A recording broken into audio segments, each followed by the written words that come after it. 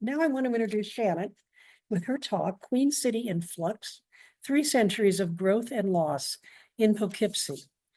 And a lot of you, Shannon comes here this evening, and I think out in Zoom land with her whole coterie of groupies that follow her around. She's so popular. But for those of you who don't know her, Shannon Butler is historian for the Poughkeepsie Public Library District. She has worked in local history for 18 years, previously serving as the historian for the town of Hyde Park, as a park ranger for the Roosevelt Vanderbilt Historic Sites, and a historical interpreter for various state historic sites. You'll see that because you can tell she's used to talking with the public.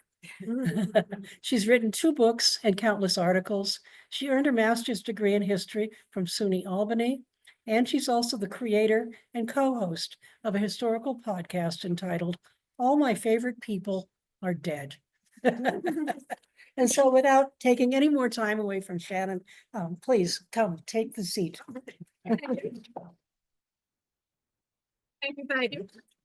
All right, so I'll try to talk to Zoom people and the live audience. It's kind of a weird feel for me, but everybody can hopefully see the screen. I can't see the screen. Why can't I see my own screen?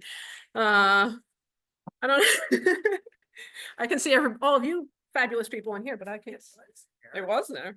Right? Wasn't it? It was.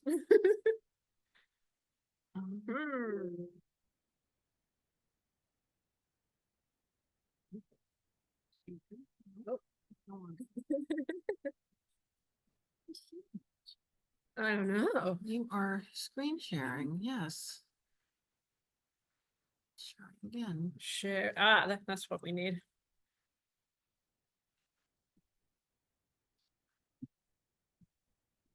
Isn't it showing though? I don't know. I thought you were an expert. Maybe I could get into the PowerPoint itself and well, you could do that. You just won't see them. Yeah, well, I'm at home kind of here. all right. There you go. Can Good. everybody see it on Zoom? Yes. I hope. Okay. Well, you guys can see it. That's for sure. All right. Ask them that, though. All right. Can you guys, can all you Zoom folks, can you guys all see the Queen City in Flux thing on there? Yeah, we see the slides. We see Yeah, the the screen's speaker. there. All right. So thanks for having me. This is very exciting. I gave this presentation once to a big crowd of Poughkeepsians. And we ended up having some interesting debates and conversations that went on for a while. And it kind of struck me as an interesting contrast driving all the way out here through the rolling hills and fields of Clinton and Crum Elbow and this whole area, and just like how this area has not changed in like 100 years. Like you guys have a couple of spatterings of modern buildings, but mostly it's all farmhouses and horses. And I'm like, when I talk about Poughkeepsie is just so it's just so drastically changed in 300 years. It's kind of remarkable. And Poughkeepsie's always been a place of growth and change, despite what some people want to believe. It's always been on the move, and even from its humble beginnings as a village, Poughkeepsie has had a desire to alter its landscape and make improvements in order to attract newcomers, mostly with the hopes of that they'll spend and invest their money in Poughkeepsie, and that's always the goal. So I wanted to kind of show you a comparison with these maps up here on the screen. We have one map going back to the 19th century showing the land of the Van Cleek family.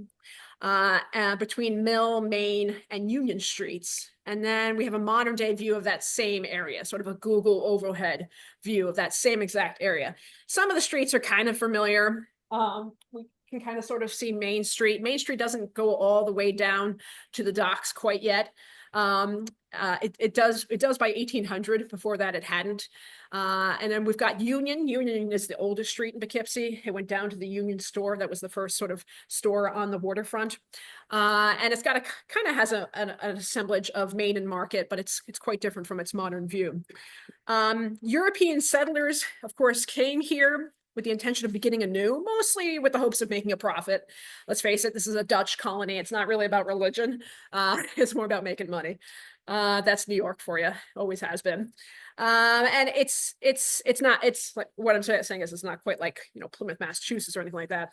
We can see that desire to harness the gifts of the land right from the beginning of the settlement of Poughkeepsie, the trade with beaver pelts, the building of the mills along the streams, the various streams like the Fallkill that run into the Hudson, and of course the cultivations of crops and to see which ones work best in the area. So right from the beginning, we see that sort of stuff going on. When the Dutch began settling the colony of New Netherland, though, they didn't really venture into the area we now know as Dutchess County. They mostly settled over in Ulster County because apparently Dutchess County was considered to be too rocky. I mean, it still is. But later, in 1683, it was decided that New York should be broken into counties. So ours at the time was known as the Duchess's County in honor of Mary Beatrice, the Duchess of York. By this point, it's the colony belongs to the British, not the Dutch. The Dutch lost it in 1664.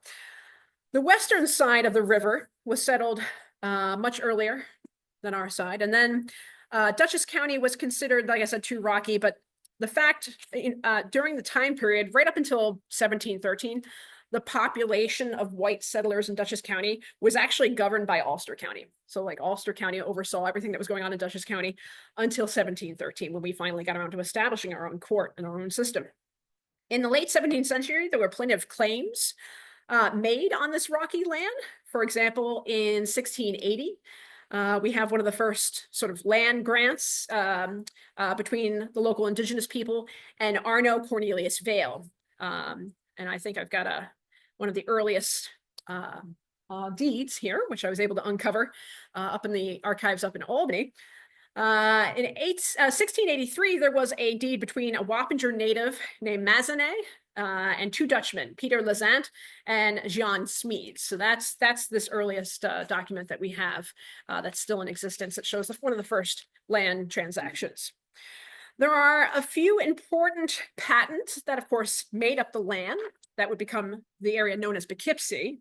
So now we're kind of getting more towards our Poughkeepsie focus.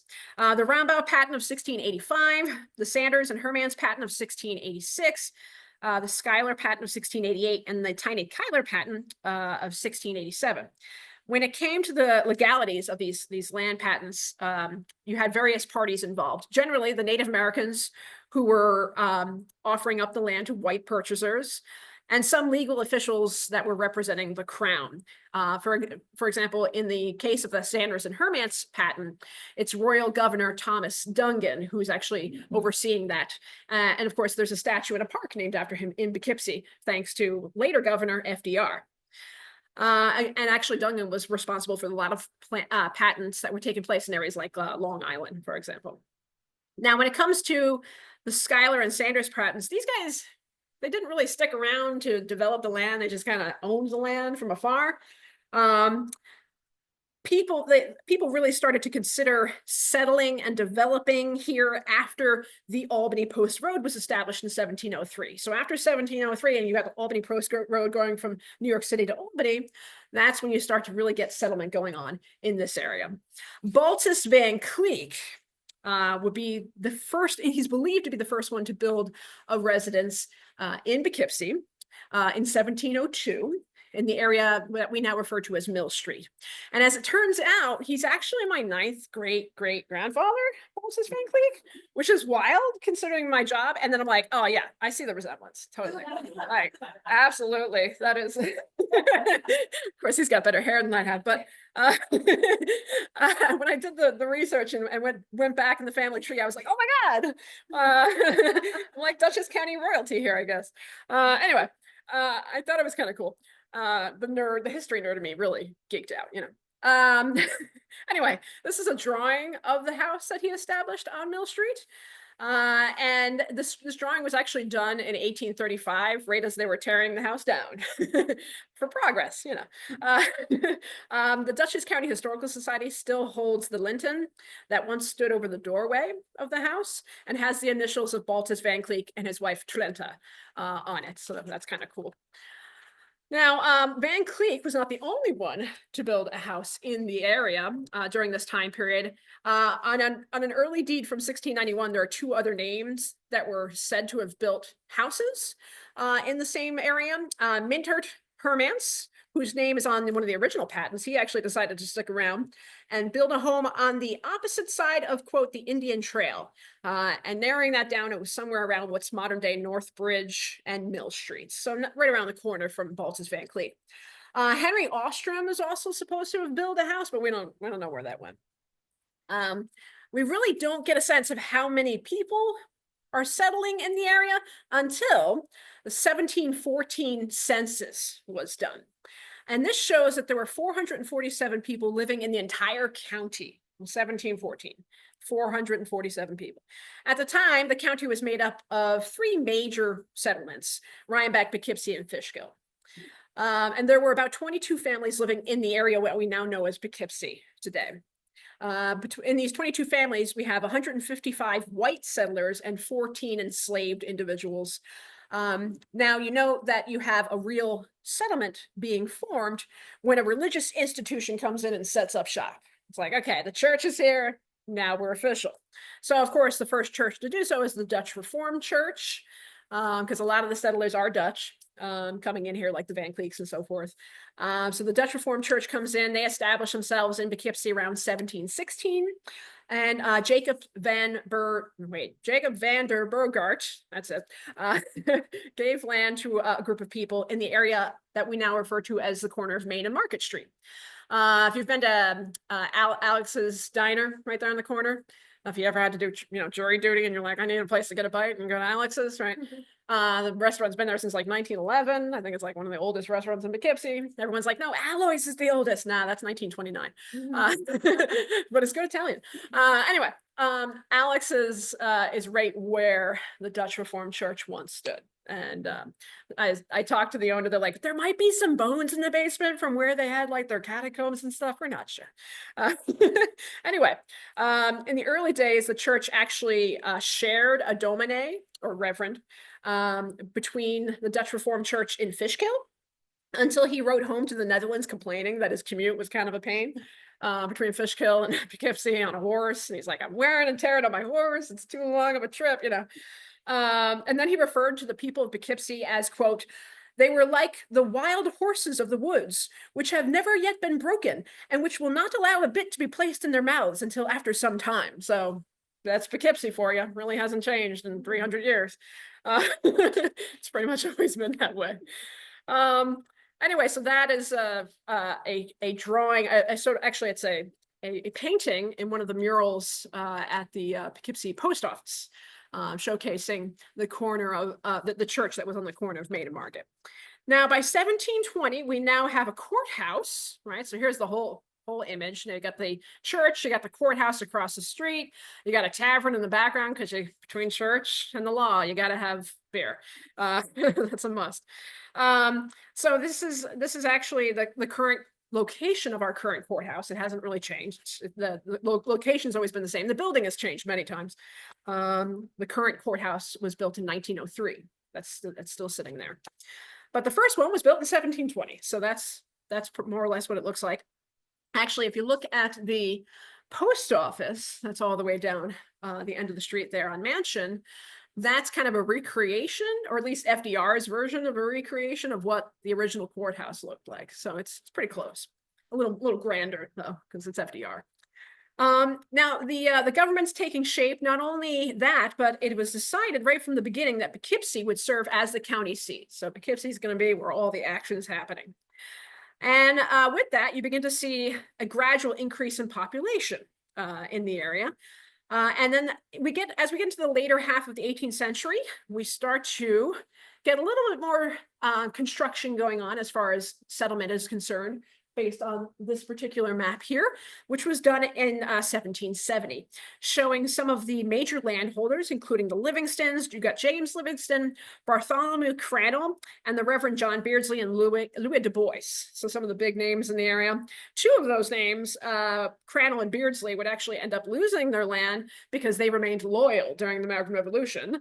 So they ended up having to vacate and scoot down off to Canada. That'll be another research project that we're going to work on in the future as we get closer to Rev War celebrations. But there are a few houses on the road that led down the hill towards the river. And that's Union Street. Union Street is where most of the action is before the turn of the 19th century.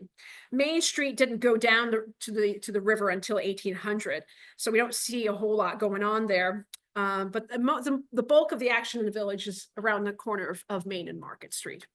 Now, by the time we get to 1800, the waterfront was the hub of activity in the area with 4 landings. By 1800, we've got 4 landings going down the hill from the village to the river. So we've got the lower landing near Pine Street, Union Street Landing, Main Street Landing, and Upper Landing near the mouth of the Fallkill Creek. Those are the 4 main outlets. And especially along the Fallkill Creek, you have a lot of mills being developed. They're taking advantage of the water power there, so there's a lot of stuff being made there. And then, of course, produce is coming in from the hinterlands. You guys out here in Clinton, right? Bringing stuff into Poughkeepsie to be shipped down to New York City. Of course, via ship, the schooners and sloops, and then later on steamboats, and of course, eventually the train line comes in, which we'll talk about how all those things change the landscape of Poughkeepsie. Now, some of the blossoming businesses along the Fallkill Creek in the early 1800s include things like George Booth's wool carding factory. Here we see, this is George Booth right here, quite dashing. And an advertisement from the Poughkeepsie Journal showcasing his factory. He's one of the key players serving and he's got a lot of really important customers too. This is a ledger from his that we have in our collections at the local history room at Adrian's Memorial Library. And we can see big names in this book like Matthew Vassar, Gilbert Livingston, James Hooker, Aaron Innes, some of the big key players in Poughkeepsie at the time. He even managed to marry Matthew Vassar's sister, Maria, so he's doing okay for himself. Now, of course, not far from Booth's establishment is James Vassar's brewery. This is, of course, Matthew Vassar's father. He gets the ball rolling with the brewery business. At first, Matthew didn't really want to be a part of it. He wanted to do his own thing, but eventually he realized, well, beer is really where the money is, and he came back home. When I saved this advertisement, I wanted to kind of showcase, this is from 1802.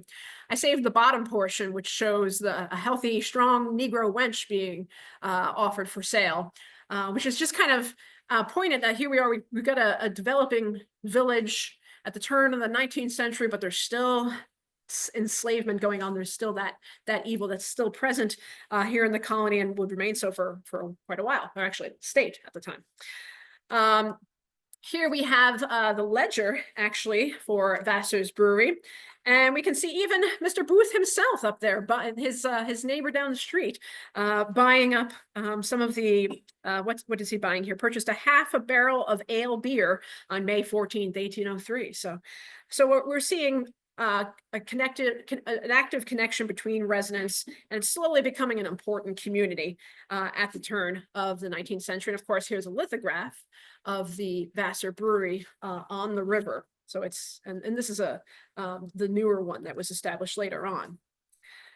Interestingly enough, we don't have many maps of Poughkeepsie between 1800 and the 1830s. This map from 1834 is I think the most detailed map that we have of Poughkeepsie, and it's really growing into what we know as the city of Poughkeepsie at this point. The 1830s really were a major growth spurt in the village. And the reason for that is this little group of industrious men called the Improvement Party. Now, the Improvement Party, it's not an official political party, but it just so happens that it's rather a group of men who held stakes in just about every industry, bank, public office that existed in the area. Though it's interesting that it's interesting to note that between the years 1830 and 1840, so the 10-year time period, when the village was run by an annually elected board of 4 trustees and a president to oversee the village, during this time period, 2 of the 4 trustees were members of the Improvement Party, and the president was pretty much always a member of the Improvement Party. So these guys are all getting stuff done in Poughkeepsie. Also during this time, the Improvement Party surveyed and laid out and mapped and named 40 new streets for Poughkeepsie.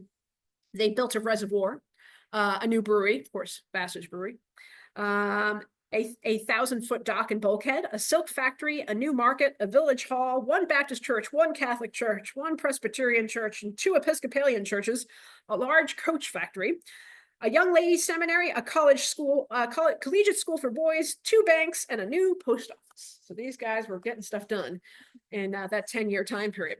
One of the party's big projects was to build a reservoir for the growing village.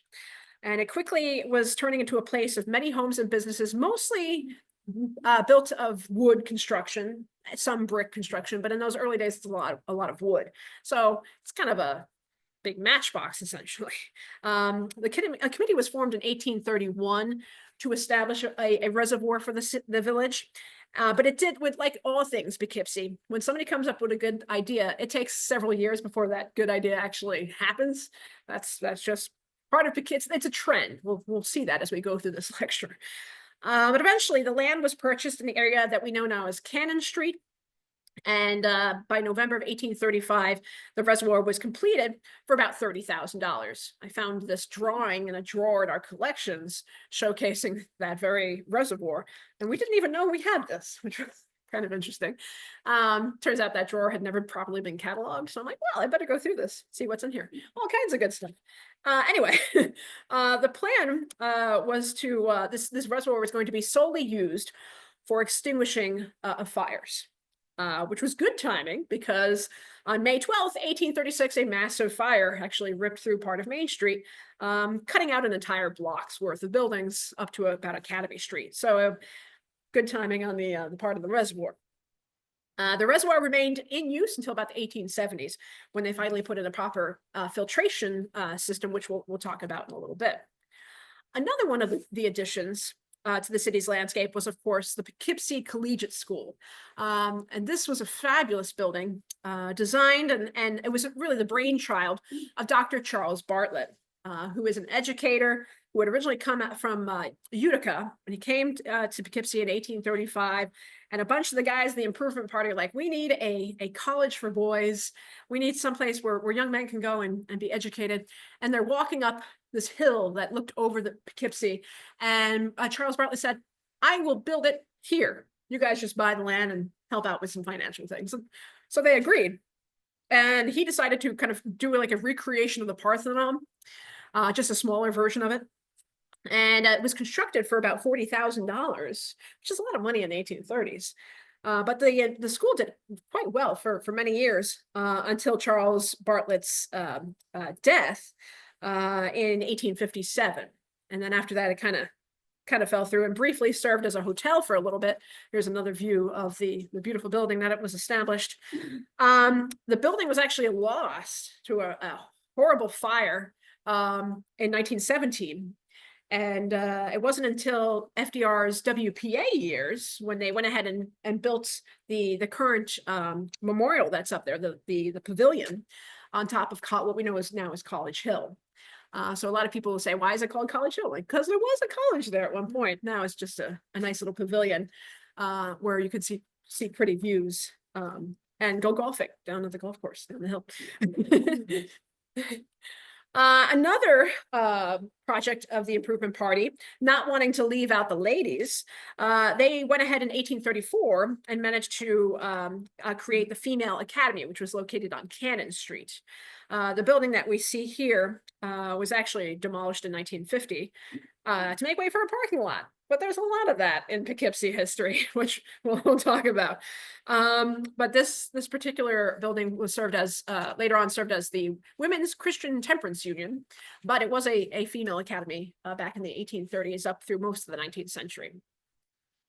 So Poughkeepsie is really kind of moving along, thanks in part to the Improvement Party. They laid out and paved, or as the case may be, cobblestoned, many new streets during this time period, the majority of which were not really properly developed quite yet. A lot of it was just blank streets at first. a lot of the development doesn't really happen until the later 19th and early 20th century for some of these streets, which includes Academy Street, South Hamilton, Carroll Street, South Liberty, Barclay, Franklin, Holmes. A lot of those streets were developed later on. During this era of the Improvement Party, they also put in the first sidewalks that the streets had seen. Edmund Platt, who was a later historian for Poughkeepsie, had said that, quote, the village was lifting itself out of the mud and preparing for a great period of expansion that was to come. So, and very much so.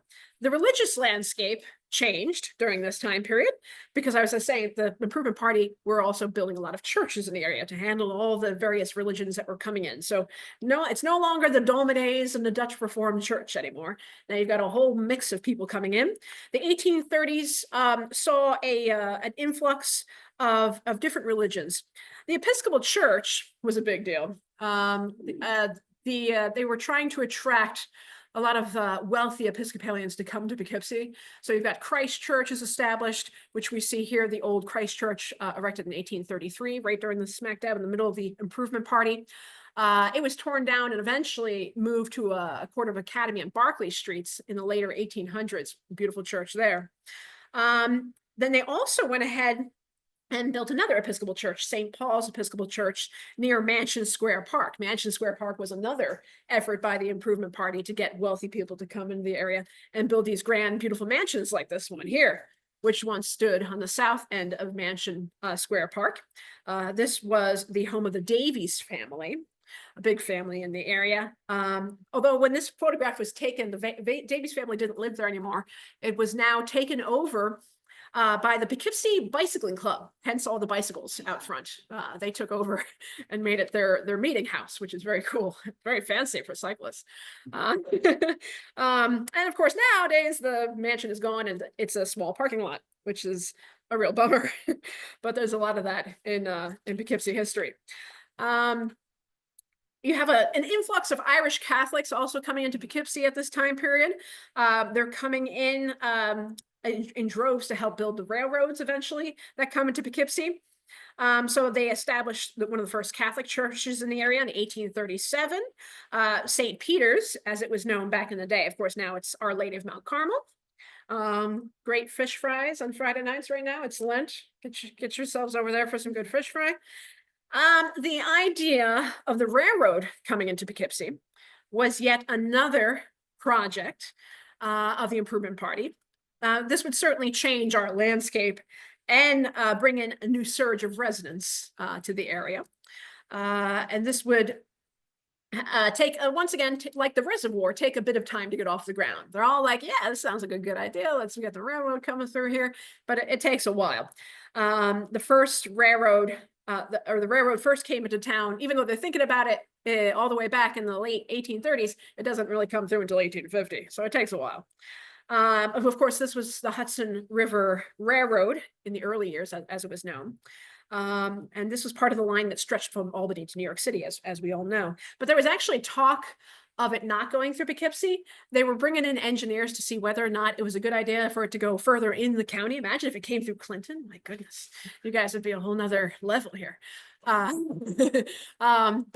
they decided that it was easier just to go along the river instead. However, there were talks of kind of like changing the whole layout of the area, and like I said, they decided to go through the city. I should say this image here shows a roundhouse that was built in Poughkeepsie behind the station, which was in operation from 1873 until about 1952, this old-fashioned roundhouse here.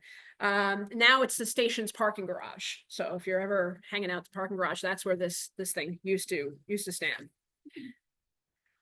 So here we have a view of Poughkeepsie from College Hill looking down. So imagine you're standing up at the Poughkeepsie Collegiate School for Boys, looking down into the village of Poughkeepsie.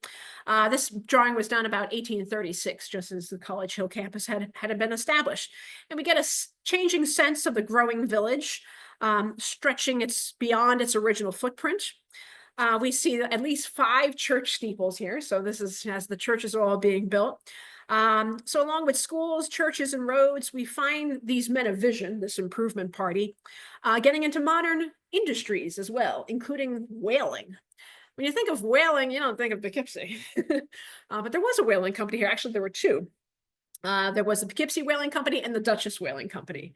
Now, obviously, there's no whales in the Hudson River. They started their ships here, then they went out and into the ocean and did their thing. And this went on for a little bit. By like the 1840s, they were kind of over it. So it didn't last long, but people like Matthew Vassar invested pretty heavily into it. After years of expansion and prosperity and overblown confidence in the growth of Poughkeepsie, there would of course be some sort of fall from grace, if you will, with the financial panic of 1837. So when 1837, I mean, this is a countrywide panic. It's not just Poughkeepsie, everybody's feeling it. So it did stall development a little bit in Poughkeepsie. The prime example that we see is that one of the first houses built on Academy Street was built in 1835. And then we don't see any more construction there until long after the panic, by the 1850s. Then they start building more houses on Academy Street. So that's and Garfield Place too is a similar example where the house is built in like 1830 and then you don't see anything for a while. It's just kind of dead stop. However, in the decade after the Civil War, construction began. I mean, it got just crazy. It was also around this time that the village was now roughly 12,000 residents. And they decided to incorporate as a city. So this is a page from the Village Board of Trustee minutes, and this ledger is from 1854. And we can see here on March 30th that the trustees are beginning to separate the wards of now the city of Poughkeepsie.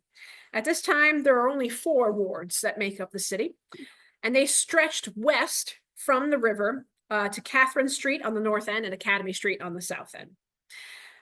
We can see this map from just after the Civil War. 2 more wards were added at that point. Ward number 5, ward number 6 were added just after the Civil War. It was also during this time that Poughkeepsie appears to have earned its nickname for the city of schools. And several schools were popping up around this time period surrounding the Civil War. For example, Harvey Eastman came to Poughkeepsie in 1859, actually, and established his business college by renting a room. He rented a room with just a couple of students, and the school would eventually grow to have hundreds of students. Young men from all over the world came to meet Harvey Eastman and get involved in his college.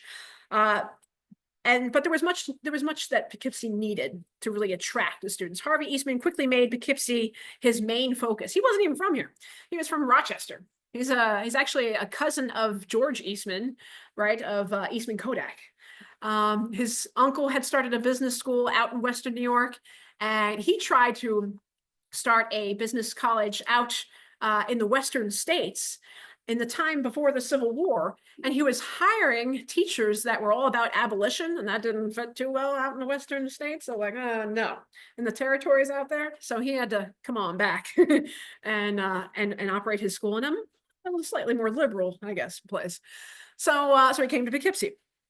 And he decided right from the beginning, he had to make Poughkeepsie as charming a place as possible, just like the guys in the Improvement Party had made 20 years before. So there was much needed to be done because while Poughkeepsie was starting to be known as the city of schools, it also had another fun nickname, the Sickly City, which was not a good thing to be known as when you're a businessman trying to get your school up and running. This is an image of the interior of the Eastman Business College in its heyday, full of young students that become future businessmen and bankers and all kinds of cool stuff. As Eastman was building up his school and creating a legendary advertising campaign, even before he had something viable to offer, this is Eastman here, by the way, he was envisioning a Poughkeepsie and what needed to be done. His enthusiasm for Poughkeepsie and its well-being was actually not met at first with enthusiasm from local natives. They're like, what are you doing? Who do you think you are, Mr. Western New Yorker guy? Some believed he was a con artist. or simply a do-gooder who didn't know what he was talking about. But I think Harvey Eastman really did have Poughkeepsie's best interests at heart. I think he knew what he was doing, even if he didn't know how to properly style his hair, which he doesn't. His hair is always like that in every photograph of him. I think he really did want to do great things for Poughkeepsie. In 1865, he purchased land off of Montgomery Street to create not only a mansion for himself, but a lovely park that the people of Poughkeepsie could utilize. This is Eastman Park in its heyday, with gardens, flower beds, a little man-made pond that could be frozen in the wintertime for ice skating. He even put in a zoo so people could go see animals at the zoo. He wanted it to be like the Central Park for Poughkeepsie, essentially, to attract people to come on up here. He even gave the city its fountain, the Soldiers Memorial Fountain, which just sits just down at the end of Market Street on the corner of Market and Montgomery. His mansion is directly behind that. If you're looking at this picture, he had a huge mansion right behind that at the entrance to the park.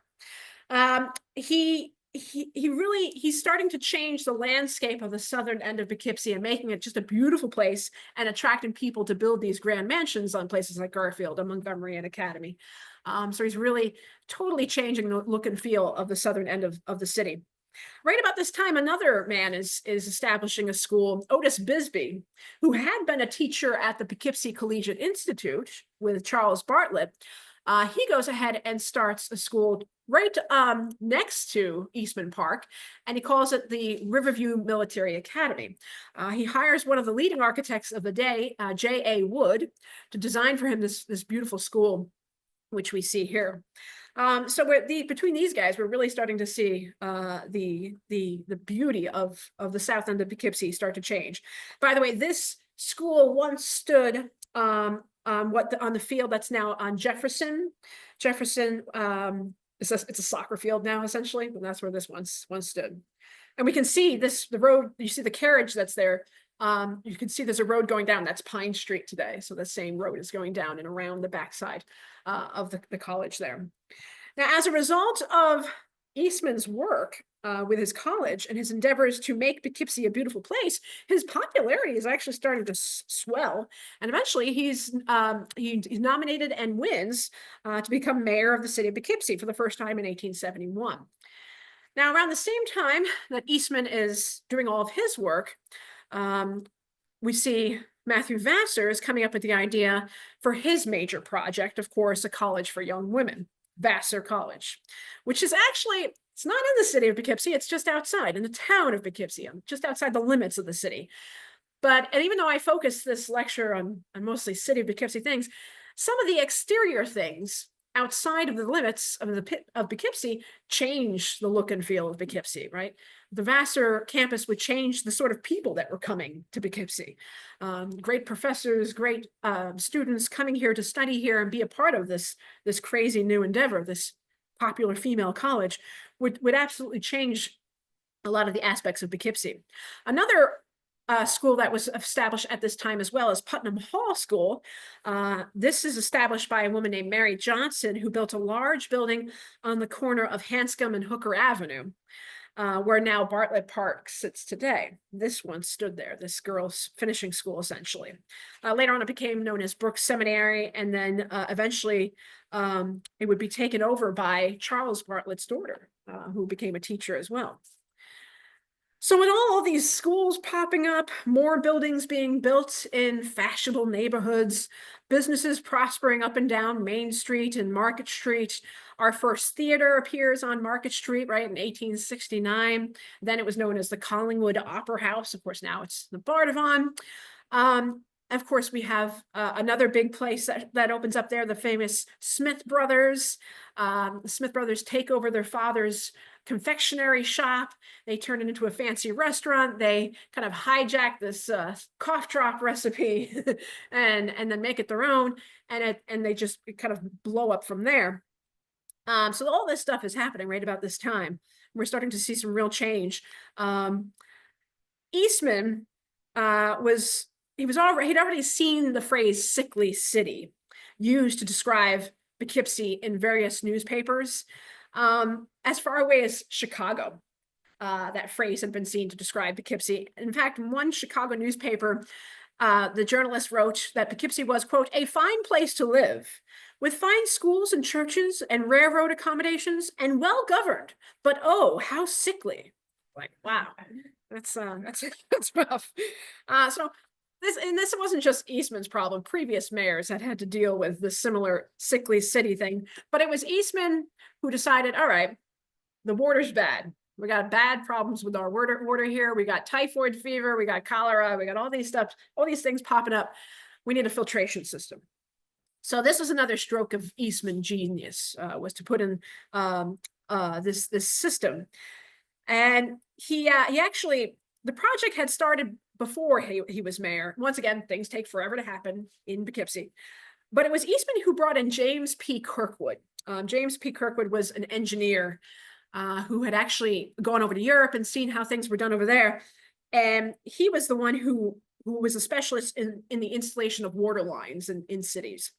So in 1872, Poughkeepsie would be the very first city in the entire nation to have a slow sand filtration plant installed for the city, for the water supply. Poughkeepsie was the very first to have that.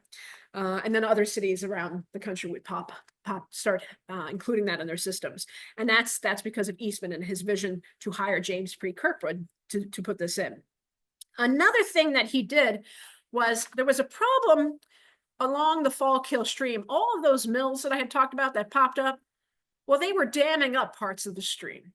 And of course, when you dam up parts of the stream, then you get stagnant water, you get all kinds of mosquitoes and things like that pop up around that area. It got so bad that nobody wanted to live in the Fallkill area.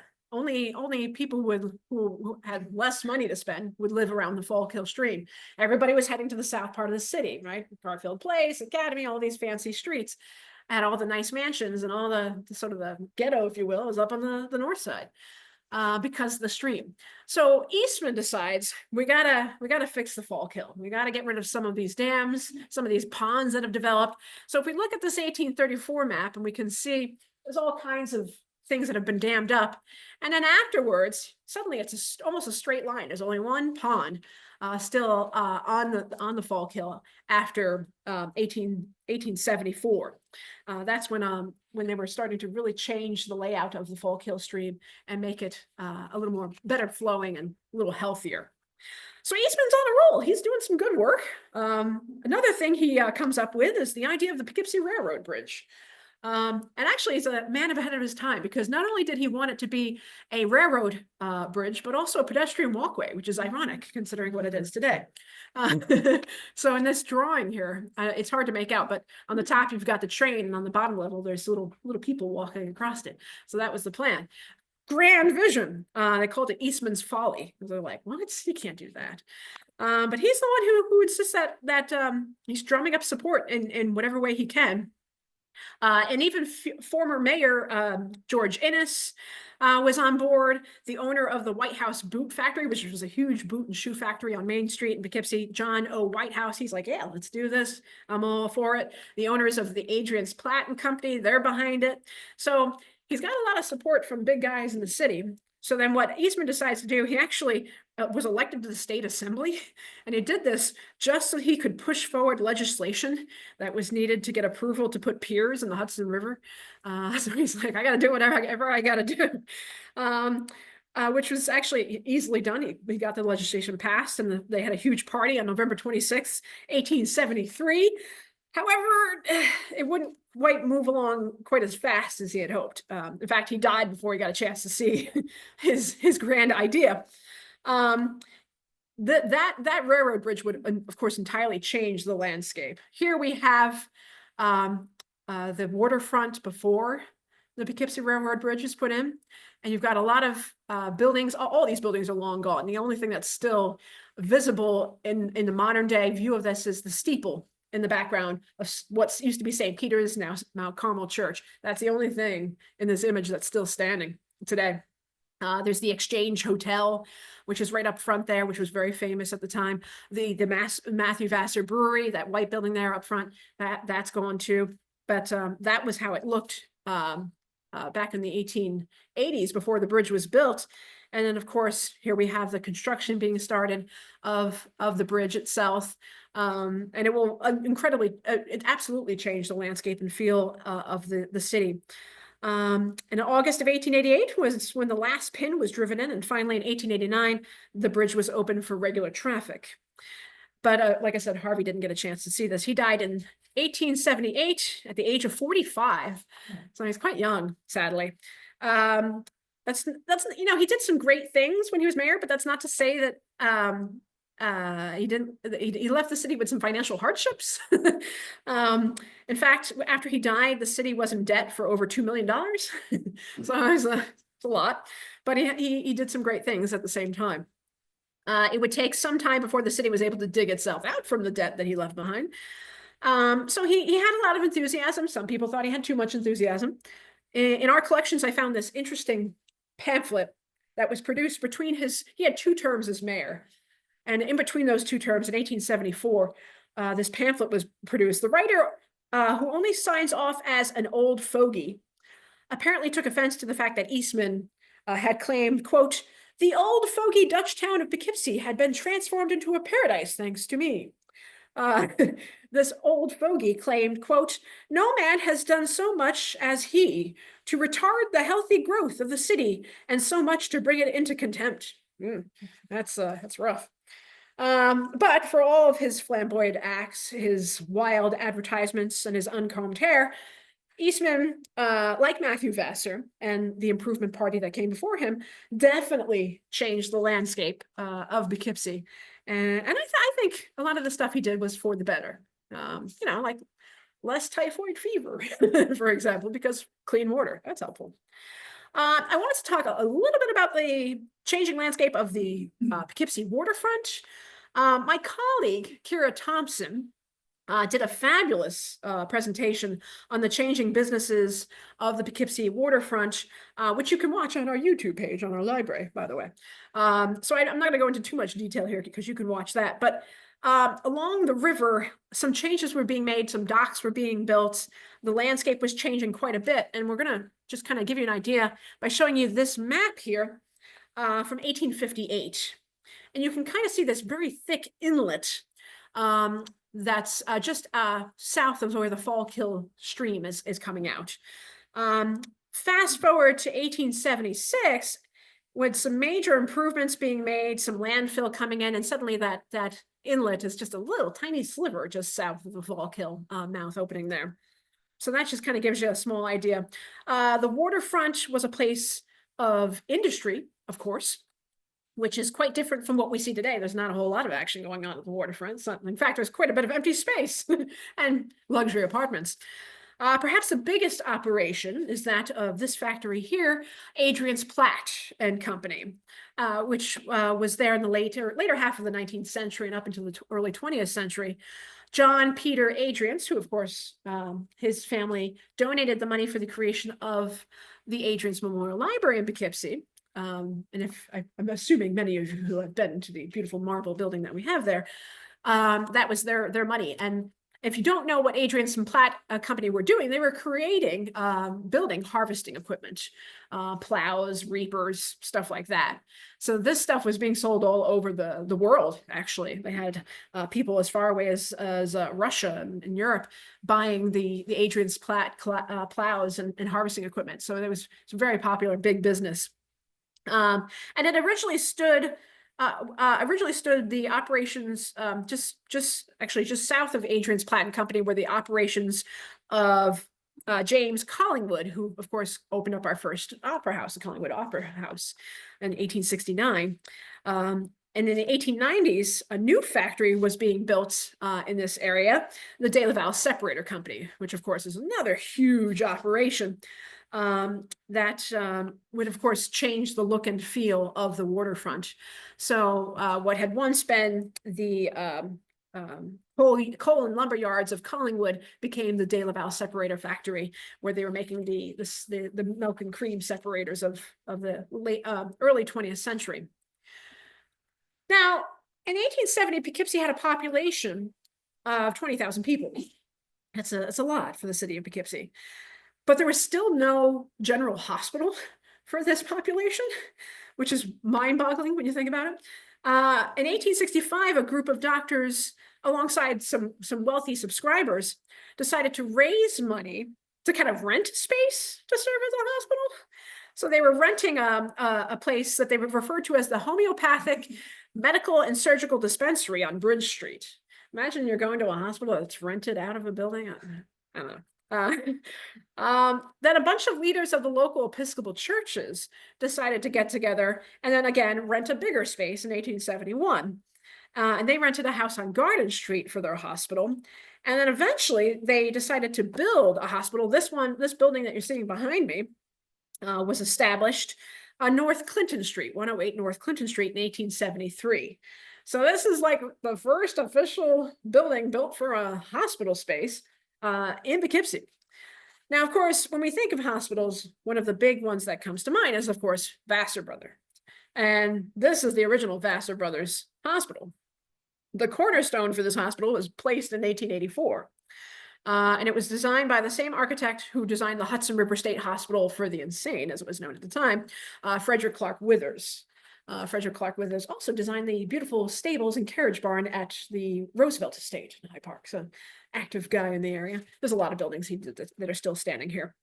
The hospital and the ground it sits on is a really great example of how the architectural landscape has changed in Poughkeepsie. Because if you were looking at this Gothic castle-like thing in the 1880s, and then by the time we get to the 1920s, we see a whole new creation. You can still see the original Gothic castle there, and you can see stuff that's popped up behind it, and landscape that's been improving. And then we move forward again, into like the 1970s, right? More stuff is being added. And then again, it's completely changed. And you've got the north-south arterial there now. And then, of course, nowadays, you've got the whole new look and feel of the place. And I don't know, based on my recent hospital experiences, I'm like, just because it looks pretty doesn't mean it's any good. Just a little bias there. Anyway, so this is a great example of how drastic things have changed as far as that landscape of that southern end of the city. This building right here is on the northern, and actually it's in the town of Poughkeepsie. And this was the original property that would become known as St. Francis. There's the original St. Francis Hospital. And I think this audience is old enough. When I say it's St. Francis, you guys know exactly what I'm talking about.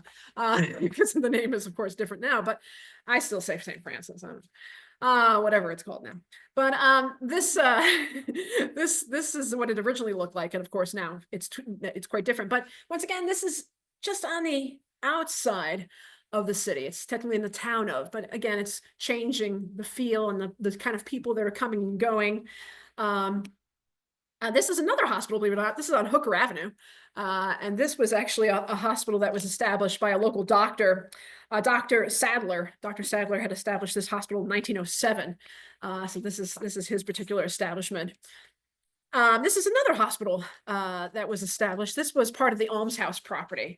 So they called this actually the city infirmary. And this was a gift from one of the Smith brothers to the city to be added to the almshouse property. But it actually was used during the Spanish flu epidemic in 1918, sort of an overflow for that situation. Now, this is a view from College Hill again at the turn of the century. So now we're moving into the 19th century and moving from the 19th century into the 20th century. Things are changing rapidly. More important buildings are coming in. Like in 1890, the old location of Christ Church is now an armory on the corner of Church and Market Street, right? And the new Christ Church was moved to the corner of Barclay and Academy. The Adrian's Memorial Library is established also in this time period, 1898. The city library was originally part of the old city high school, which was on Lafayette Place. And then the city went ahead and took the Adrian's money that was donated to create this new library. We also have in this time period a bunch of firehouses popping up all over the place. Some beautiful firehouses actually designed by prominent Poughkeepsie architects Percival Lloyd and William J. Beardsley built some of these beautiful firehouses that are all established in the first decade of the 20th century. Now, in the late 19th century, we would see creations of new communities as well, heading into the early 20th century, like the White House Knolls Project. This map here is showcasing the White House Knolls Project, which would establish Dwight Street. Those of you who get a chance to join my Dwight Street Hooker Avenue tours that I do in the city of Poughkeepsie, I showcase some of the architectural work that's done on Dwight Street. 5 beautiful modern houses were built by an outside architect, a guy named Horace Trumbauer, who was actually from Pennsylvania. They brought in this outsider to build Poughkeepsie houses, but they're quite beautiful. Some Tudor revival houses that are becoming really popular in this time period, some colonial revival houses. It's a really beautiful tree-lined neighborhood that's established. And then from that, all kinds of growth comes in. From 1895 all the way through into the mid 20th century, you get all this growth happening in the south end of the Poughkeepsie, and it's quite an active time period. Beginning in the turn of the 20th century, we see a lot of industrial growth in Poughkeepsie, both the city and the town. And of course, when you have things that pop up in the town, that greatly affects what's going on in the city. Prime examples of this is Vassar College, the Hudson River State Hospital, and of course, the big one, IBM, which totally changes the look and feel of Poughkeepsie. Fiat came in at the turn of the 20th century. This is a photograph of the inside of the Fiat factory, which was located right about where the Ocean State Job Lots is now, across from Marist College. So that area was Fiat, and later on, of course, it would be used by the publishing company, Western Publishing. We also have another girls' school that pops up in this area. This is the Glen Eden School. And this school actually was a really popular girls' school, very prestigious, kind of a prep school for these girls to go on to Vassar College. And they stuck around just long enough until some of the industry along the riverfront was apparently polluting their atmosphere. This article from the Poughkeepsie Journal in 1919 showcases that they're kind of upset. They're going to move to Stamford, Connecticut, because the noise from the steel mills on Delafield Street was getting too much. So the progress is not always good for everybody. Another industrial complex which altered some of our historic landscape would be the Phoenix Horseshoe Company.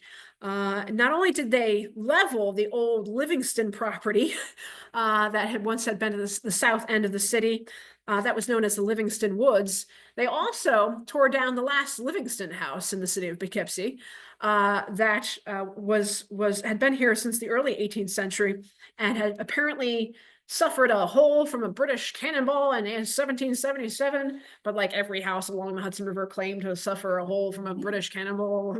Yeah, who knows if that's actually true. But this was also torn down during this time period, which made a lot of local historians very sad for obvious reasons. Imagine the Poughkeepsie waterfront. This is a Livingston drawing showcasing their property on the south end of Poughkeepsie. Imagine Poughkeepsie looked like that in the 18th century. And now this area is Central Hudson. It's like, come on, really? Gross, boo. Nobody likes Central Hudson. I can say that. Perhaps one of the most interesting interpretations of growth and overall change in Poughkeepsie during this period is showcased by Professor Lucy Maynard Salmon. She's a rather fascinating history professor from Vassar College, who had adopted Poughkeepsie as her home. She's not originally from here, but she became the history professor, really the first history professor at Vassar College in 1887. Before that, the history courses were usually taught by like the head of the school. And she really is the first one to establish the history department. And she moved into a lovely residence at 263 Mill Street, this house here, which is now also gone. sadly. And she moved in with her partner, the librarian of Vassar College, Miss Adelaide Underhill. So this photo of this house, the house is long gone. The building just to the right of it is actually still standing, but the house in the middle where she lived is gone. Now in 1915, Professor Salmon wrote a little piece entitled Main Street, which showcases the social history of Main Street, Poughkeepsie, and how physical markings created by the various forms of life here either make it a beautiful place to live or not so much, depending on whose opinion you're listening to, whether it's a native, a visitor, or a politician trying to sell it, the opinion changes. She wrote an interesting quote. She said, quote, "Poughkeepsie has become an industrial rather than a purely residential city, and is recorded not only by its factories that fringe the riverbank and border its outskirts, but by the general appearance of its main and tributary streets. 2 family houses and flats have sprung up by the hundred, while small, cheap stores, cheap restaurants, furnished rooms, cheap amusements, and more than a score of public laundries record a population industrial in character and more or less floating in its domestic life." So very interesting aspect of how Poughkeepsie is changing. And one of the things that Salmon does in her research is she looks at the physical records that we leave behind as human beings, and in this case, she's looking at the types of stores, the 5 and dime shops, lots of saloons. There's a ton of saloons. If you look at the Poughkeepsie city directories, the amounts of saloons are way higher than like doctors. You know, there was way more saloons. There were saloons before we had hospitals. That kind of gives you an idea of where we stand on our health. But it just the layout. She remarks as she's taking the trolley, you know, from her house on Mill Street to Vassar, all the signs on the streets, all these signs that just litter the landscape. It's almost like it's offensive to her. Like, oh God, I don't want to see any of this stuff. So she writes this very passionately in this little pamphlet. Also around the same time, Salmon is working on this piece. We see new development on the streets branching out from Main Street. We see a lot of these kind of cookie cutter creations that are forming along streets like May Street, Gray Street, Roosevelt Street, all these mass-produced multi-family homes. These are all starting to pop up starting in 1912 and go on from there. So she's commenting about how just the general change, the feel and look of the whole area is changing. So as we head into the 1920s, another interesting figure pops into the general landscape in the form of an advisor, Myron Howard West. Now he came here from Chicago and produced a city plan for Poughkeepsie in 1924. In it, he stressed the need for having different districts, like keeping residential districts separate from commercial districts and industrial districts. Also, the need to widen the streets. We were talking about widening the streets in Hyde Park, but the need to widen the streets for traffic in Poughkeepsie. He's stressing that. He's like, because now we've got cars. We got a lot of cars. We got trucks coming through in the 1920s with the more and more people having automobiles. He's like, we need wider streets. And the trolleys too. We've got trolleys coming through. So we definitely need, and there's still horses on top of it. So we got to improve the streets.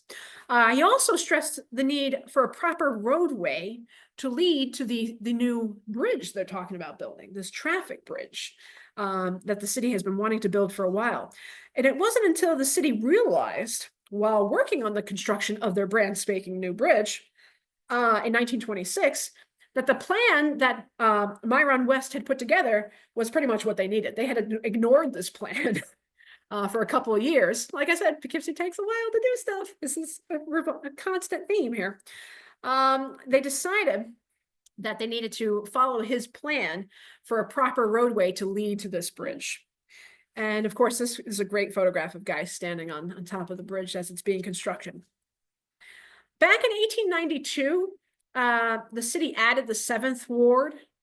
And now by 1926, a portion of the south side and the town of Poughkeepsie was annexed to add the 8th Ward. So now we've got 8 wards This is the current sort of layout of the ward system of the city of Poughkeepsie.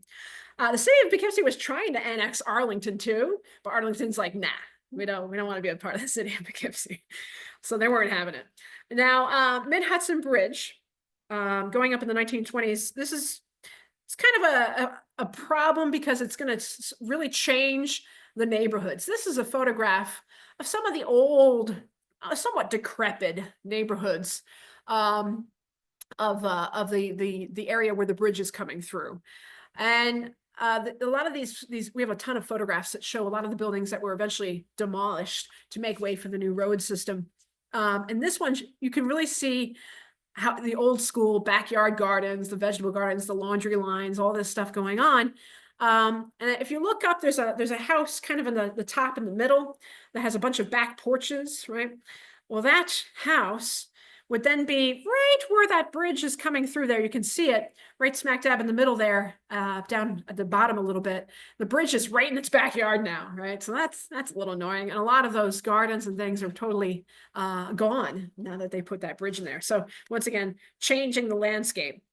But it also, during this time period, the 1920s actually saw the most amount of new buildings being built. In 1920 up until 1929, 2,600 new buildings were built in Poughkeepsie, in the city of Poughkeepsie. Local architects like Percival Lloyd and Edward C. Smith were super busy changing the architectural landscape of the area. However, the number of new projects, of course, would shrink in the next decade to only 500 buildings built. Of course, that is the Great Depression by that point, so that does kind of change things up a bit. When our neighbor and local advocate, Franklin Delano Roosevelt, became president during this time, things changed a little bit. Not much. He does add a couple of things to the landscape, like the Poughkeepsie Post Office. Here he is doing his honorary landing of the cornerstone gig. And like I said before, it's a recreation of the old courthouse that he basically designs there. The Works Progress Administration also comes in and improves things like the Fall Kill Stream. They make some changes to that. They also do some grading of roads. Here they are improving the grounds at the old Riverview Military Academy complex, which then becomes the Lincoln Center for inner city kids to have a place to go and chill after school and have all kinds of sports and programs.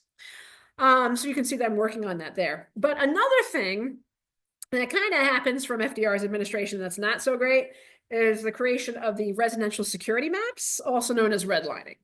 So that's also happening during this time period. And Poughkeepsie is one of the 239 cities who end up taking part of these maps and greatly changing and really segregating some of the communities in the area. And it has lasting consequences, right? That parts of the city still feel today when it comes to uneven investments and improvements because of the redlining efforts in the 1930s.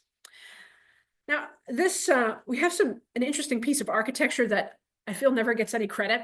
And this is the only photograph that we have of this building that once stood on Main Street. And this is our Poughkeepsie's very own Flatiron building that was built actually right in the 19th century, but it only stood for like 20 years. And then they tore it down by 1931.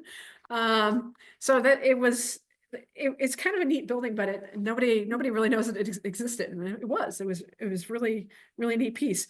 The building has perplexed me because it just didn't stand around long enough to really be remembered by. Here we have Market Street looking north, back when it was a two-way traffic area. Imagine that. This is right about the time of World War II. As we head into mid-century, you can also see the northeast corner of Main and Market Street. There's a Montgomery Ward store there, just on the north corner of it. But even this landscape has been quite different over just 20 years before this photograph was taken. This is a view looking up Market Street. You can see at the end of the street is the Poughkeepsie Hotel, which is actually right where that billboard is, that Ballantyne's billboard there. That would have been that where that road is going through. That was where Poughkeepsie Hotel stood, and they just kind of bulldozed that down and made it a thoroughfare. Here we have ladies getting off the Poughkeepsie Wappingers bus to go shopping at the famous Lucky Platt, which is just behind them.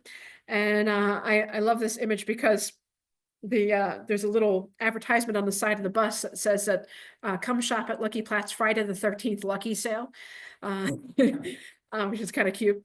So something big was coming to the town of Poughkeepsie, which would forever change the city of Poughkeepsie. And that, of course, is IBM. Nothing would change our population, our housing, even where we wanted to do our shopping, quite like the creation of IBM. It really is quite amazing how one large corporation could so greatly affect an area, almost like that of a mining town, like, you know, when the mining town relies on its mines outside and they close down and it just totally changes the look and feel of everything. Same thing goes for IBM. With IBM building 2 campuses in Dutchess County, of course, Fishkill and Poughkeepsie, the population of the city of Poughkeepsie actually went down. From 1950 to 1970, people moved out into the suburbs, into new housing in the town of Poughkeepsie. Spack and Kill, that whole area is being established. The old manufacturing factories that were once on the city's waterfront are starting to close at this time period. This is when they're building that bridge over Route 9 heading into the main campus of IBM. This is about 1960, I believe. Other buildings on the waterfront are starting to pack up and move, like the De La Valle Separator Company. They're going to go out to Route 44. They're going to go out to the town of Poughkeepsie and leave the city. You also get a couple of other major buildings that are starting to fade away at this point, which I didn't include in this. Oh well. Anyway, this is probably my least favorite thing to talk about. And everyone that has ever spoken with me and like, oh, Shannon, you have to do a talk about urban renewal. I'm like, oh God, urban renewal. And you know, the bummer is that we have a huge collection of urban renewal documents in our archive, and it just depresses the heck out of me.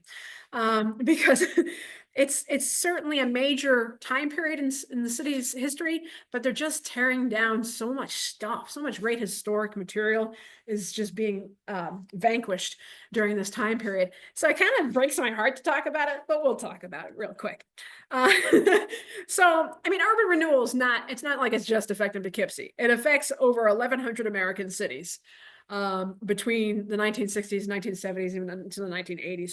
Urban renewal programs were sold as these anti-poverty, modern city building projects, but they usually made existing problems worse while reinforcing segregation, destroying entire neighborhoods and historic structures. So it's not a pretty time period. I find myself getting emotional about talking about it, especially like this is Washington Street. There was all these grand mansions on Washington Street. And now it looks like this, which is not quite as attractive. All those mansions are long gone. The first urban renewal projects here in Poughkeepsie would actually be the Mill Street and Catherine Street. Oh, I almost forgot. This house right here, which had once belonged to Philip Hamilton, the youngest son of Alexander Hamilton, was also torn down to make way for a gas station. That's fun, right? No, it's not. The Mill and Catherine Street project, which took place in 1955, the goal was to increase the parking for the central business district, which included tearing down the old Linden Hall School for Girls. This is a beautiful school for girls that existed on the corner of Catherine and Mill Street. So this was torn down to make way for a parking lot. And recently they've built new apartments there in that corner. They also tore down the old Dutchess Manufacturing Company, which was famous for making its indestructible trousers, which was a huge business in the 19th century. In 1958, Poughkeepsie hired a planning firm of Canub, Flussing, and Associates to create a comprehensive plan. In the 1950s through the 1970s, Poughkeepsie ended up doing a couple of things. First, the city officials declared a war on traffic. The influx of cars pouring in thanks to the Mid-Hudson Bridge and IBM was kind of overtaxed the system of old roads in Poughkeepsie. So Route 9, the main north-south thoroughfare, was on the city's western edge. It practically cut off the city from the waterfront when they put this in. This is a photograph of some of the construction going on. This shows the parking lot at Vassar Hospital looking north. You can see the walkway over the Hudson in the background. There's a couple of mansions there on the left-hand side that are now gone. They've totally been torn down. This is a really great overhead of the neighborhoods that would eventually be lost to what I like to lovingly refer to as intersection of death. And everybody knows what I mean when I say the intersection of death, that horrible infinity circle there. Getting on that Mid-Hudson Bridge. There's always an accident there, every morning. So this kind of gives you, this image here shows you an overhead view of what it looked like before, and then that whole area there that was just ripped out, all those neighborhoods, 400 homes just ripped out of that area. And I've spoken to people who are like, I grew up there, and next thing I know, the state's coming and going, you got to move. And so it's really, really sad. So that's a great overhead shot kind of showcasing the difference between 1955 and 1966, when the 944-55 intersection of death was put in.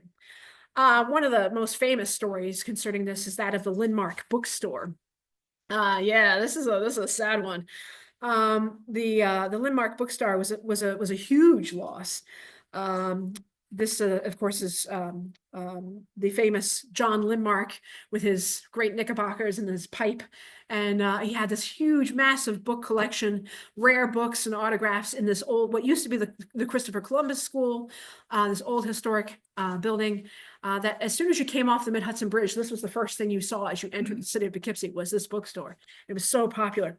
New York State offered Mr. Lindmark $22,000 for his building, which by the time this was all happening in the 1960s, the building was really pretty damaged. It had suffered a fire. It was in rough shape. But they didn't really offer him any assistance with the moving of his books. His book collection was somewhere north of $1 million in its value. And so he was trying to convince them that he couldn't move his book collection. By 1963, Governor Rockefeller appointed legislation for $3,000 in state funds to help Mr. Lindmark move his books. But Lindmark referred to this as, quote, a mere pittance, and turned them down. Various institutions in the area offered to help him store his books. Vassar College offered, the Poughkeepsie Public Library offered, but the 72-year-old turned down all these offers of assistance. He was also pretty stubborn. He just did not want to move. Judge Milton Haven finally ordered in April of 1963 that the books be placed on the street. And it didn't take long before people started grabbing books, and then the weather got to them. And this kid, I love this kid. He's all excited. So it was just a huge, huge loss to the area. And of course, this is an image of them starting to tear down the old Lindmark bookstore. And I mean, the guy didn't have anything else. He just had his books, and it was a major loss. So the first thing that the city did was declare war on traffic, right? We talked about that. Now, the second thing they do was to declare a war on Blythe, which, as we see here in this Poughkeepsie Journal ad from 1871, was apparently plaguing the city and spreading quickly. Interestingly enough, Poughkeepsie became rather famous during this time period because of the fact that we were the highest federally funded city, or I should say the highest federally funded as in regards to population of a city. When it came to urban renewal funds, federal funds, we had more than anybody else, with the exception of major cities like, New York City and such like that. But when it came to overall population, ours was the largest. And their goal was to tear down buildings that were considered infested with Blythe. The desire to improve traffic went hand in hand with the desire to tear down old buildings. Very convenient in the eyes of some of these leaders. So city urban renewal officials say, we need to build the east-west arterial because this wouldn't be an urban renewal project if we didn't surround the city with lines of concrete. So they would pretty much destroy neighborhoods in the process, getting rid of areas along Church Street. This area right down here, we're looking at Jefferson, Pine, William streets, And Gate Street, this yellow line that I've just highlighted, Gate Street doesn't even exist anymore. Totally gone now. A lot of these streets were just totally wiped clean of old historic buildings. So if you kind of compare like this view from the 1960s to the 1980s, totally different layout, totally different view. Now here we're looking south on Washington Street. The only building that's still standing in this photograph is the old City Hall. That's now the Dutchess County Juror Commissions. If you've ever been called to jury duty in Dutchess County, and then you go to that cute old brick building there, that's the only building still standing in this photograph. All the rest of this is now gone. Here's an overhead view. Here's Washington here. That arrow that I just highlighted, and there's Market. And then we just kind of go from year to year and see the overall changes. The Civic Center is being built in that area. They're tearing down a lot of old buildings. This is where we're starting to see the City Hall, the new City Hall being built. They tore down a bunch of buildings. They're starting to dig in the ground to add the the parking garage underneath the main structure. They're starting to build up a little bit, just totally changing that whole landscape along Market Street and Washington there. So by 1980, you have the new City Hall project there. Now here, this guy, this is one of the head executive, this is the executive director of the Poughkeepsie Urban Renewal Agency, also known as PURA. William Cahill. He earned the nickname of Bulldozer Bill for his desire to tear things down. Apparently he liked the nickname, but it wasn't a, they didn't mean, the locals didn't mean that to be nice. It wasn't a term of endearment, is what I'm saying. And this message published in the Poughkeepsie Journal in 1971, he went on and on about, oh yeah, sure, there's problems with urban renewal, but you know, funding issues, but we're making sure that all these residents affected by the delays and progress is being made. And he's just going on and on, just trying to defend urban renewal. And he says, as exciting and successful as our past has been, it's really prologue. We've only just begun. So in other words, he's like, it doesn't really matter. I don't care about history. We're just moving on. So it's quite fascinating that Poughkeepsie has had such interesting characters, like the Improvement Party guys who are trying to build things up, and Harvey Eastman, who's trying to build things up. And then it's almost like Bulldozer Bill here sees himself as another version of Harvey Eastman, and another way he's just tearing stuff down and putting up concrete roads. The last of the urban renewal projects is of course the city's attempt to revitalize Main Street. And they did so with a $10.5 million budget that was established in the fall of 1973. And they kind of blocked off Main Street to traffic. They put in some parking lots, and they were trying to revitalize like the stores like Lucky Platt and Wallace's and things like that.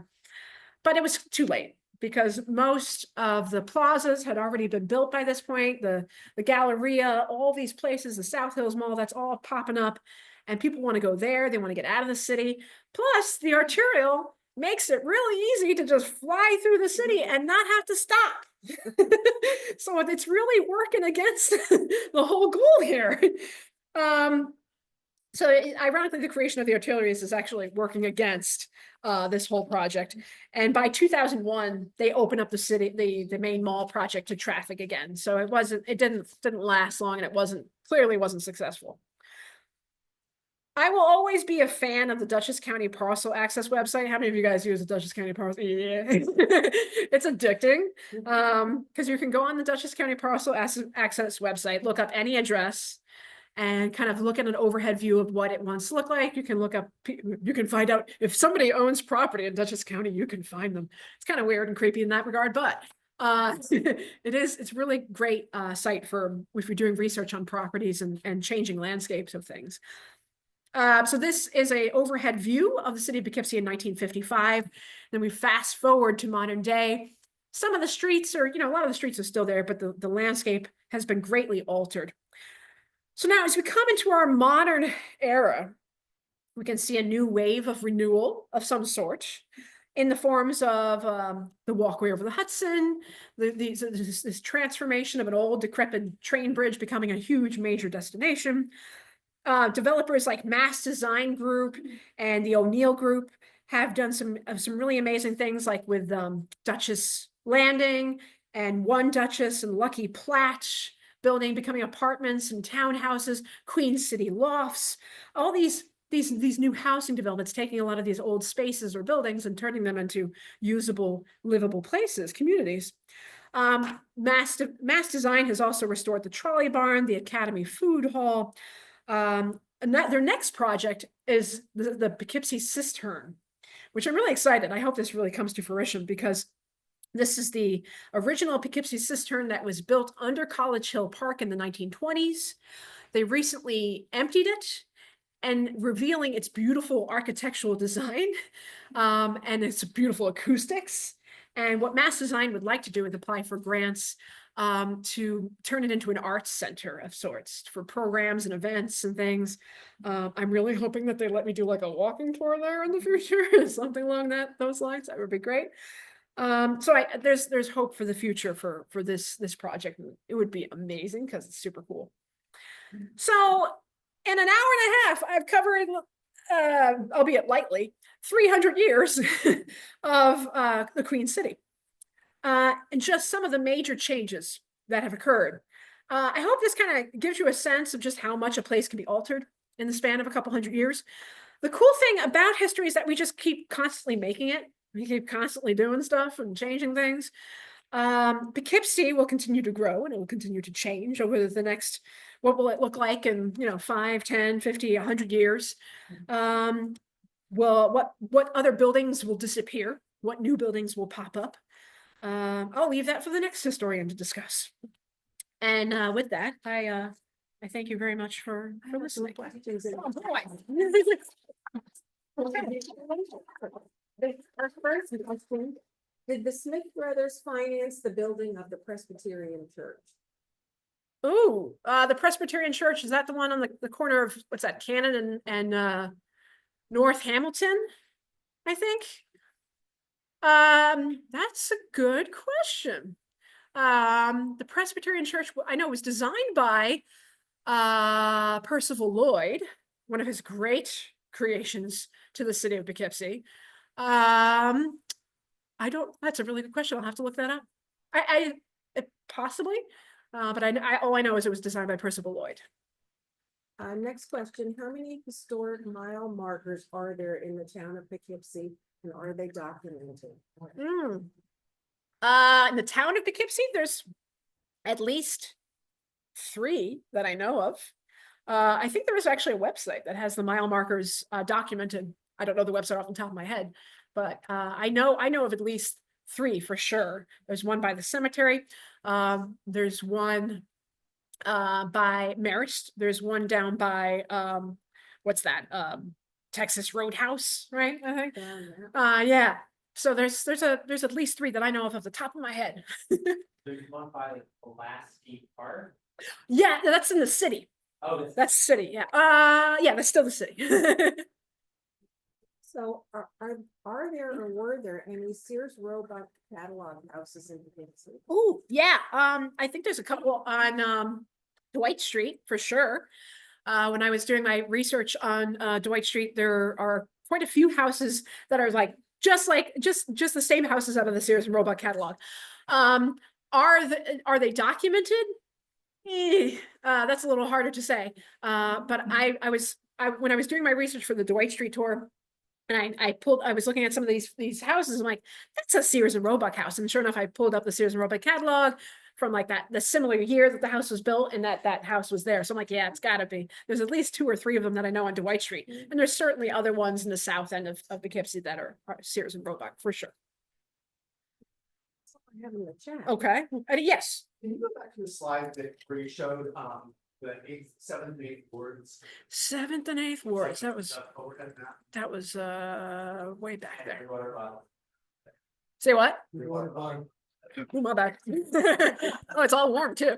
Let's see. Where is? Yeah, it's back there. I got a lot of images. I like images. Let's see. Here we go. Okay. So right between the 7th and 8th ward on the eastern side, Yes. there's like that wedge that comes in. Yeah. And it's like on Brick South Strand Avenue, there's like a house on each side where their front yard is in the town of Poughkeepsie and the house is in the city of Poughkeepsie. Like, you know, the deal with like, why is that wedge there? No, I don't. I don't know why they laid it out that way. That's a really good question. I don't know. I wonder if like the owner of the house, one of the houses decided they didn't want to be a part of the city, so, or It's like literally. Yeah. right through their yard. it's really weird. Sewer line. And then there's like this weird like patch like between the 5th and 7th ward. That's kind of almost, I don't know if that's just the drawing that was done or, I think they're. oh, that could be, yeah. Yeah, it's a really good question. I don't know why that little mouth is there like that. Huh. That's a really good question. I don't know. There wasn't, no, there was a house. I don't know. Good question. I have a question. Okay. I've always heard that Robert Moses was responsible for the arterials. No, he wasn't up here. I know he wasn't up here, but he, Well, he was in Statsburg, right? Didn't he have something to do with some of the, Oh, yeah. What? He was a major part of Robert the Statsburg. Moses, the, Yeah. But I didn't come across his involvement in Poughkeepsie at all. oh, okay. No. All right. Yes. What was that website you mentioned for the property? Oh, Dutchess County Parcel Access. If you just Google that, it comes right up. It's very, very fun. Yeah, Zach. The one, the highway exit of death. Oh, I just got an accident. no. Yeah. Oh, good. Okay. You Like, should thanks for repeat making me these for the people. all that. But, where was Alexander Hamilton's son's house? So right where the gas station is, right next to the post office. Can you repeat? Yeah, the mobile station. Yeah. Yeah, that's where it stood. And, where did the nickname Queen City?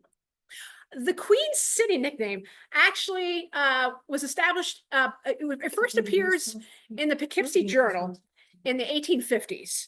And there were a couple other cities along the Hudson that claimed to be Queen cities. Okay. Like it was a battle, like the Mississippi had a supposed Queen cities. As long as you were a city along a river, you can claim to be Queen City.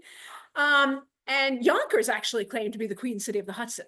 But Poughkeepsie was like, no, we are. So the first time it appears is actually one of the editors of the Poughkeepsie Journal in the 1850s who claimed we were the Queen City on the Hudson, and then they just kind of ran from there. Yeah, It's sort of a PR. yeah, I think it's a PR thing. Yeah, very much so. A question for you. Yeah. Where did that beehive logo for the city come from? That comes from. Repeat. Oh, sorry. It's the beehive. The beehive logo for the city of Poughkeepsie comes from the 18th century.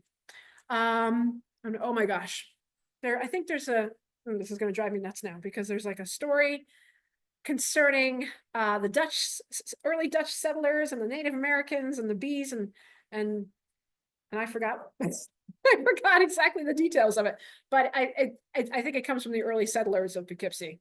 And it's just kind of always carried on all throughout this whole time.